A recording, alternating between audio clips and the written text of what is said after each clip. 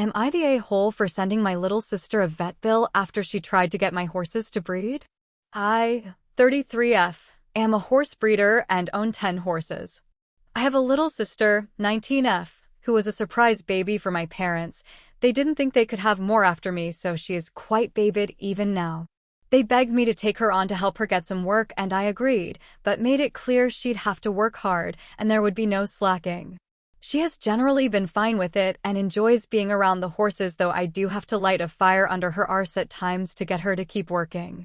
The problem, however, arose when a local animal rescue asked me to help them. They had a stallion surrendered to them, and they didn't have the capabilities to take care of him. I had room, so agreed to take him. I've also arranged a full genetic testing on him to ensure he's all right, as it seems like he was gotten through backyard breeders. I've also made an appointment to have him gelded, as I don't know enough about him to risk him not being gelded. He has his own paddock and is kept in a separate stable than my own horses just to be safe. I'm slowly socializing him, but I'm taking no risks.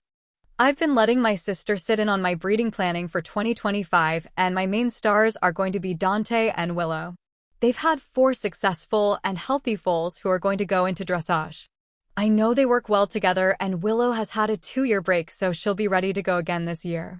The first warning bell I overlooked was that my sister asked about the new stallion and when I'd be breeding him. I explained he'd not be bred as there was too many unknowns. I don't know his health and I don't have a good enough grasp of his temperament.